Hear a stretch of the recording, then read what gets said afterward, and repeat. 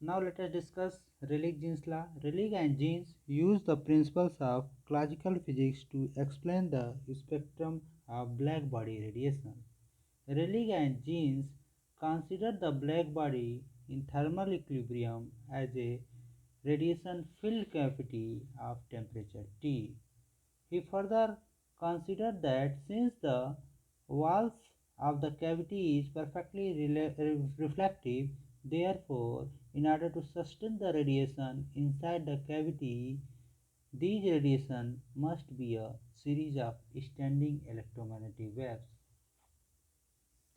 Standing waves is a wave which oscillates in time but whose peak amplitude profile does not move in space, and the peak amplitude of the wave oscillation at any point in space remains constant with time, and the oscillations at different points throughout the wave are in phase.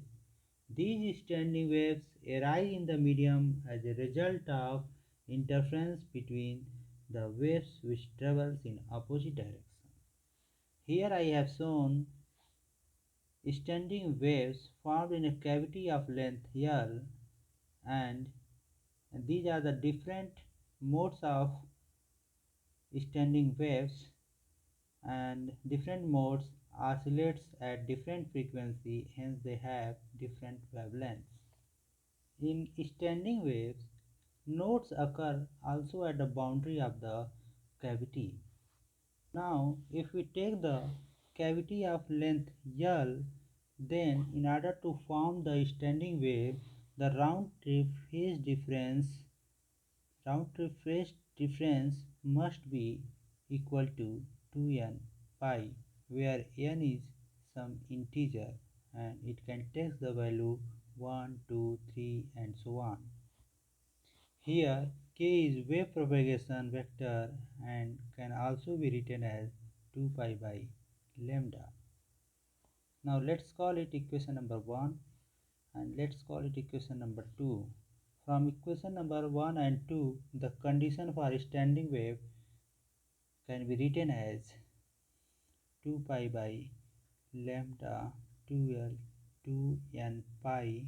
So 2 pi and 2 pi will cancel each other and we have the condition as 2l is equal to n lambda, or you can write l is equal to n lambda by 2. This condition says that only those oscillations are allowed for which length of the cavity is integral multiple of half wavelength. Therefore, allowed wavelength inside the cavity can be written as lambda is equal to 2l by n. So, for the cavity of length n, the allowed wavelengths are 2l by 1, 2l by 2, 2l by 3, 2l by 4 and 2l by n. So these are the allowed wavelengths of standing waves which can sustain inside the cavity of length L. In more general, we can say that path length from wall to wall must be path. In more general, we can say that path length from wall to wall in any direction must be an integral number of half wavelength. Now, if we have a cubical cavity of length L, so this is our cubical cavity. Okay. Therefore, the condition for stationary waves or standing waves in the x, y and z direction can be written as nx is equal to 2l by lambda. Since it is a cubical cavity, the condition will be very similar to this one. So condition for stationary wave along y direction can be written as ny is equal to 2l by lambda, and also for z direction as nz is equal to 2l by lambda. We know that the value of nx can be 1, 2, 3, means it can be a integer only.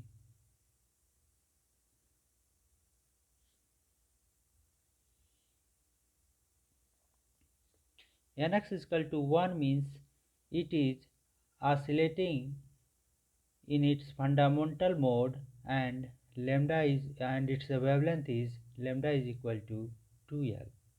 So number Nx, these numbers 1, 2, 3 tells us about the modes of oscillation. Therefore, in other words, we can say that Nx gives us the number of wavelengths allowed in x direction, and Ny gives the number of wavelengths in y direction, and Nz tells us the number of wavelengths along z direction. Now, for a standing wave which propagates in any direction, the following conditions should hold.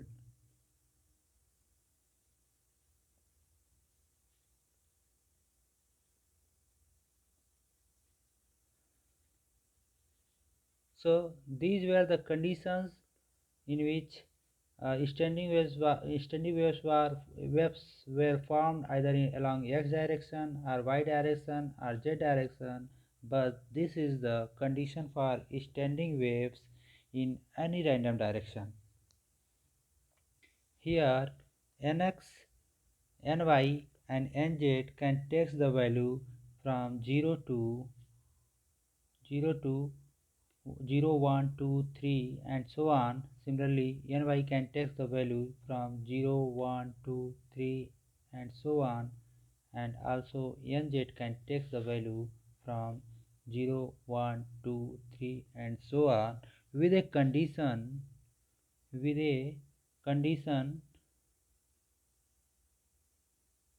that all nx, ny and nz cannot be 0 at a time.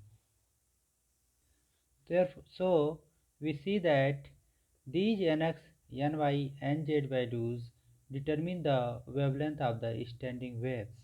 Now, if we consider the n space with their axes as nx, ny, and nz, and if we draw a sphere of radius equal to n is equal to nx square, ny square plus nz square, then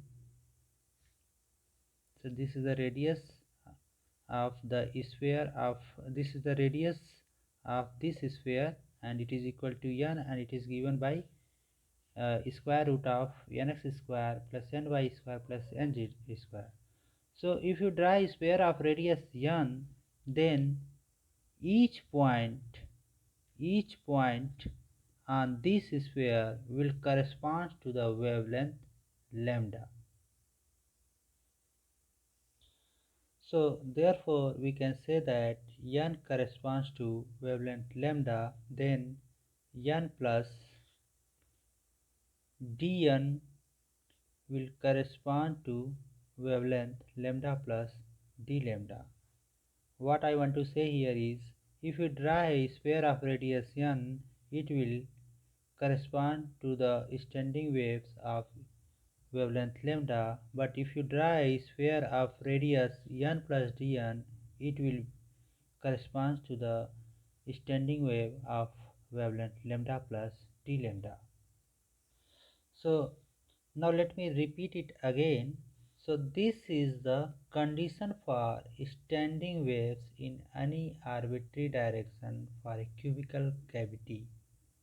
Now if we draw a sphere of radius n with axis nx, ny and nz, then the radius n, if radius n will be equal to square root of nx square plus ny square and nz square, and if you draw a sphere of radius n, then at each point on the surface of this sphere will correspond to some values of nx, ny and nz. So we can say that each point on the surface of this sphere will correspond to the standing waves of wavelength lambda. So all the points at the surface of this sphere corresponds to a standing wave of wavelength lambda. So each point, since there are so many points at the surface of a sphere, so there are many standing waves possible for a particular wavelength lambda. Now if you draw an other sphere of radius n plus dn, then all the points at the sphere of radius n plus dn corresponds to the wavelength lambda plus d lambda. So all the points at the surface of this sphere correspond to the standing waves of wavelength lambda plus d lambda. Therefore, the number of standing waves between wavelength lambda and lambda plus d lambda is the same as number of points in n space whose distance lies between n and n plus dn. So in other words, we can say that number of points in each spherical shell of radius n and n plus dn is equal to the total number of standing waves between wavelength lambda and lambda plus d lambda. Therefore, it would be sufficient to calculate the volume of this spherical shell to in order to find out the total number of standing waves. So, volume of the spherical shell can be written as 4 pi n square dn. Now, this volume does not correctly tells the number of standing waves between wavelength lambda and lambda plus d lambda. Why? Because if you look at the axes, so this spherical shell also includes the number of values of nx, ny, nz for which nx, ny, nz are negative. But we know from this condition that nx, ny, nz can only take the positive values.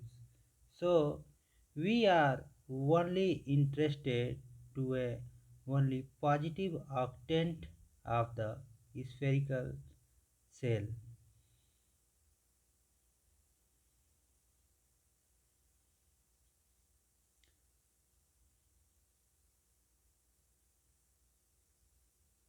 So the volume of positive octant of spherical shell will be equal to 1 by 8 times of 4 pi n square dn. Why 1 by 8? Because in order to exclude the negative values of nx, ny, nz, I have divided it by 1 by 8. Okay, I am considering the spherical shell only in the positive octant. Since the volume of octant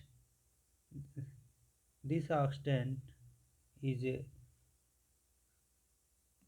proportional to the number of standing waves between wavelength lambda and lambda plus d lambda. Therefore, total number of standing waves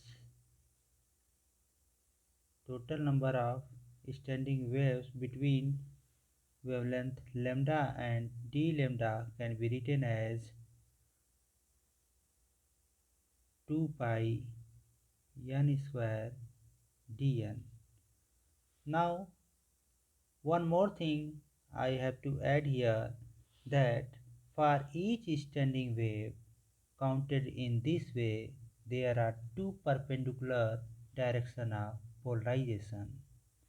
So standing wave may be vertically polarized, okay, and it may also be horizontally polarized, okay.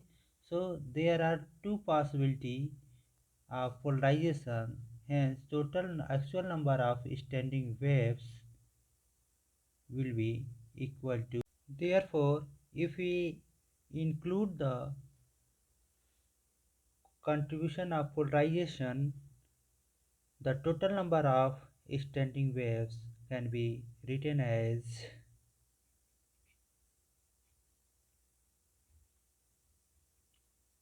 2 and 2 will cancel and we'll have pi n square dn. So here 2 is for the two states of polarization, one is vertically and other is horizontally.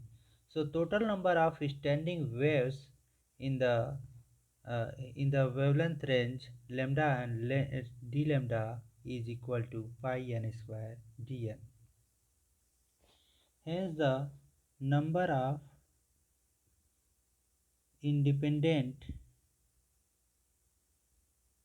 total number of independent standing waves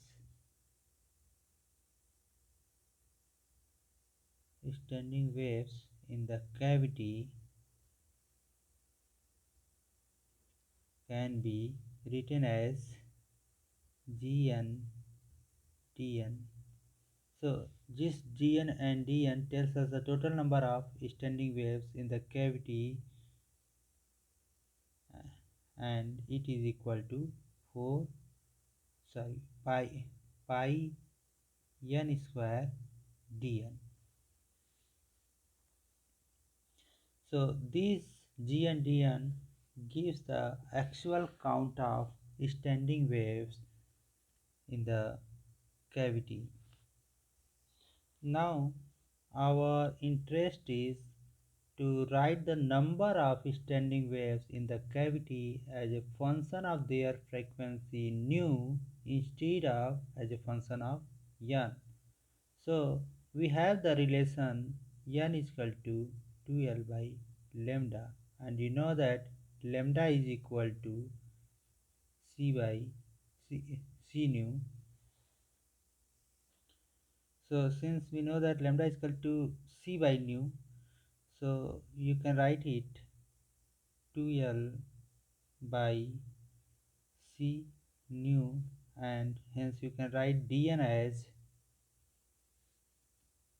2l by c d nu.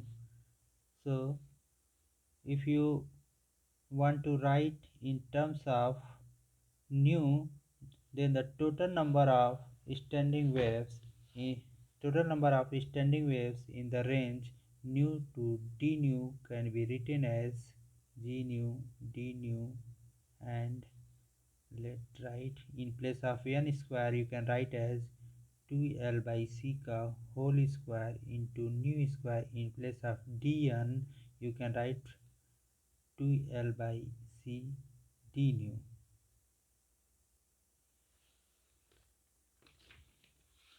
So if you solve it, you will get 8 pi l cube by c cube nu square d nu.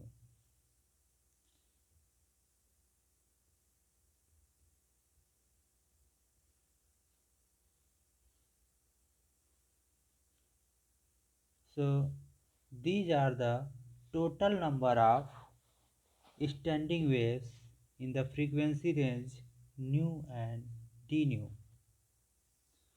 So G nu d nu tells us the number of standing waves in the cubic cavity in the frequency range nu and d nu. And since the volume of cubic cavity is L cube, therefore the total number of independent standing waves per unit volume is equal to, and can be denoted as capital G nu d nu, and it is equal to G nu d nu divided by L cube. This is total number of standing waves having frequency in the range of nu and d nu, and if you divide by the volume of the cavity, then it gives the total number density of standing waves, and it will be equal to 8 pi nu square d nu by c cube. So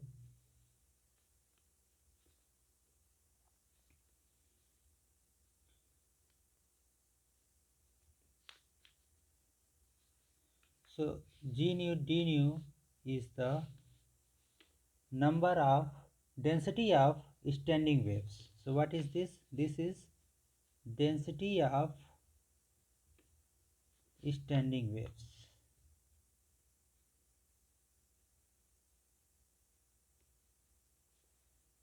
So far we have calculated. Now our aim is to find out the energy density of radiation of black body radiation inside the cavity. Now we have density of standing waves.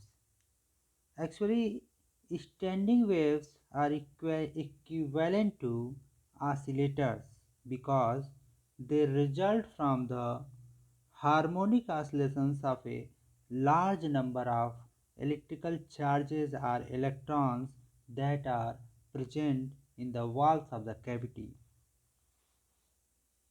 So what I want to say here is that each standing waves is equivalent to standing waves are equivalent to harmonic oscillator.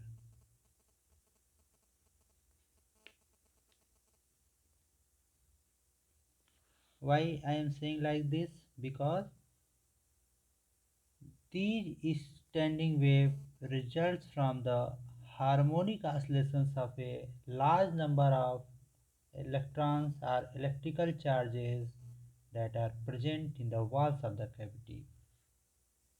Therefore, we can say that density of standing waves actually gives the number of oscillator present at the walls of the black body, or we can say that the density of standing wave is equal to the number of harmonic oscillators present in the walls of the cavity.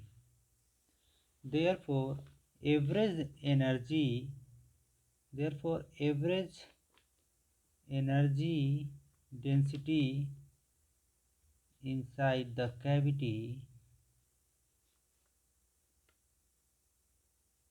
is given by density of oscillators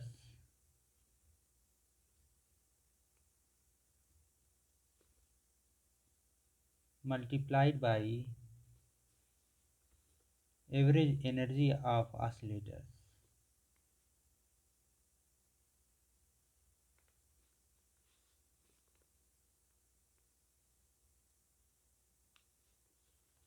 Since our aim is to calculate the energy density inside the cavity, we must know the density of oscillators and average energy of the oscillator.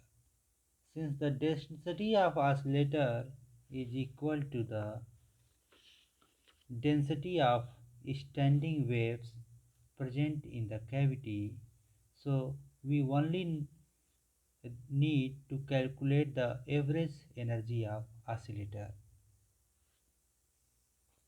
Now the question is how to calculate the average energy of oscillator. As you know, according to the classical theorem of equipartition of energy, the average energy per degree of freedom in thermal equilibrium at the temperature T is equal to half kT. So from principle of equipartition of energy, this is average energy per degree of freedom.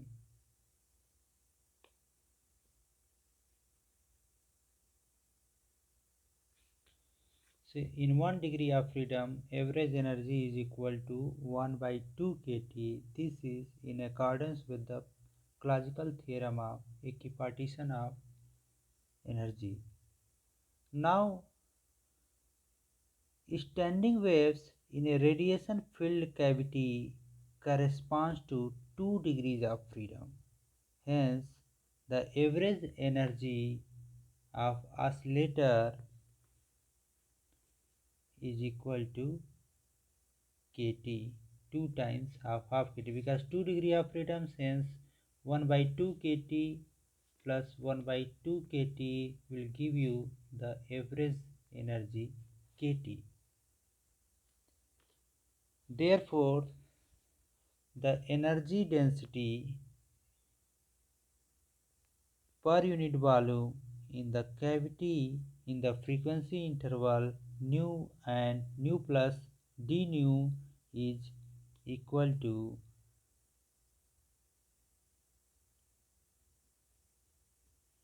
if you do the calculation, if you substitute average energy as kT and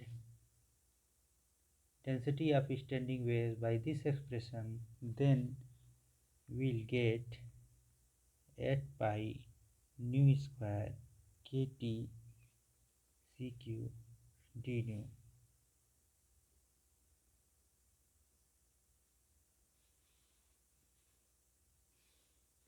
So u nu d nu is the energy density per unit volume in the cavity in the frequency interval nu and nu plus d nu, and it is equal to 8 pi nu square kT divided by cq multiplied by d nu. So this is called Rayleigh-Jeans law.